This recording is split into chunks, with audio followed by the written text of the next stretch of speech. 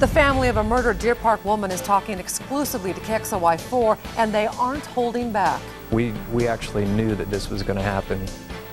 Well, that Deer Park woman, Chanin Starbuck, allegedly killed by her ex-husband, lived in fear during the final days of her life. Her mother and brother say that she was being stalked and even changed the locks on her home. In an exclusive interview, KXLY4's Jeff Humphrey spoke with Starbuck's family. He joined us now live at Spokane Community College, where Chanin had started a new chapter in her life. Jeff? And Nadine, this is where last summer Chanin Starbuck graduated from a dental training assistant program with honors. She wanted a better paying job so she could help support her family.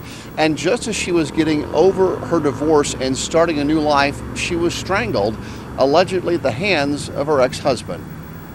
She was a loving, caring, concerned person.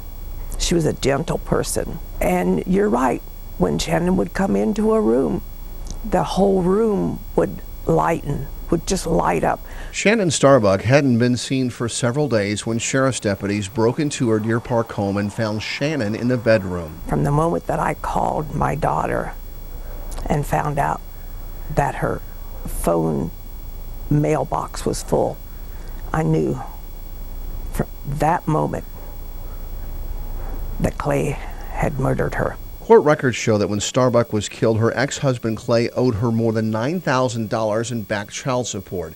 Chanin's brother says she lived in fear, even changing the locks on her home in order to keep Clay out. We actually knew that this was going to happen. Chanin knew that this was going to happen, and she tried everything she could to prevent it. Sheriff's deputies say Chanin dropped her guard when Clay said his car had broken down and their kids needed a ride to school. Detectives claim when Chanin returned home, Clay was waiting for her.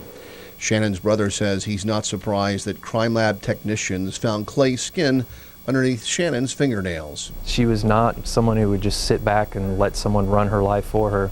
She was a fighter, and she fought until her last breath. Starbuck's family thinks she was killed because Chanin was moving on with her life, that she had made the mistake of daring to be happy again. They say Clay's assertions that Chanin was murdered by one of her new boyfriends makes her death that much more difficult. Her ex-husband, her murderer, wanted to paint her as a horrible person. Chanin was never a horrible person. Chanin's mom lives in Florida, where Chanin is now buried, but she vows to return to Spokane for every day of Clay Starbuck's upcoming murder trial. Reporting in Spokane, Jeff Humphrey, KXLY4. Thank you, Jeff. And today, Starbuck's family also gave up their fight for custody of Chanin's 3 minor children. Now, her brother, who you heard from, Steve Conway, wanted to move the kids, ages 11, 12, and 15, to Florida, where he lives, to shelter them from media coverage and their father's upcoming trial. But the Starbucks' 2 adult sons have asked the court to award them custody. Austin Starbuck wants to keep his siblings together in Deer Park. When Conway learned that the children wanted to stay here, he withdrew his petition. All we could do was try, and we came up here, we tried, and we can't do it anymore. We have to let the kids go on and make their own decisions now, and we respect that.